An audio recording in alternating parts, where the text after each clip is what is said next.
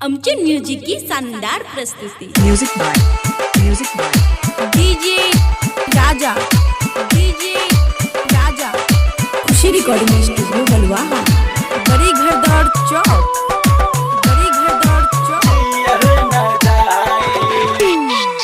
याद तो हर रोज आवे, दिल से कहबो निकले ना। याद तो हर रोज आवे, दिल से कहबो निकले ना। जितना तो के भूलल चाही, जितना तो के भूलल चाही। याद तो तेना आवेलुए जान, याद तो तेना आवेलु। Music by DJ Raja Khushi recording studio Baluaha, बड़ी घरदौड़ चौक।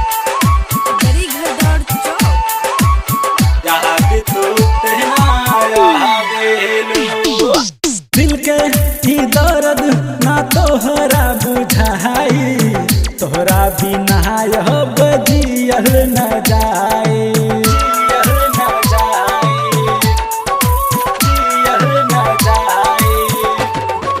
दिल के ही दर्द ना तोहरा बुझाई, तोहरा बिना यह बजियल न जाए।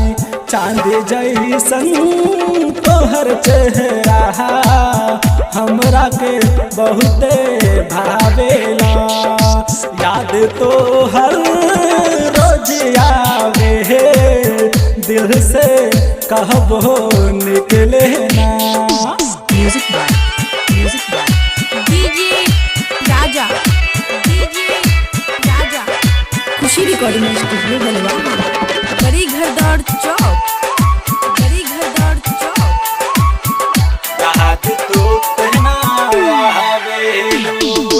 मन के मंदिर में हम तो होके बसहिली, जहान से ज्यादा प्यार तोहरा से कहिली, तोहरा से कहिली, तोहरा से कहिली।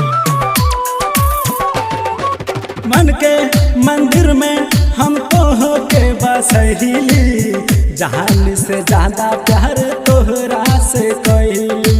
मिलत रहलू चोरी चोरी, याद तू हमरा आवेलू। जितना तो के भूलल चाही, याद तू तना आवेलू जान। Music by DJ Raja Khushi recording studio Baluaha, बड़ी घरदौड़ चौक।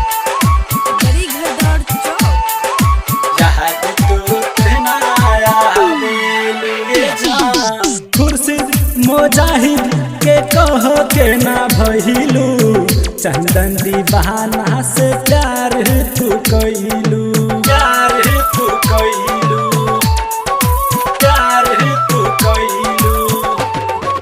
खुर्शीद मोजाहिद के कहलू इनकार हो, चंदन दीवाना से कइलू तू प्यार हो। फोटो लेके सुतीला, चहन न तहबो आवेला। जितना तो के भूलल चाही, याद तो तना आवेलू। खुशी रिकॉर्डिंग स्टूडियो बलुआहा।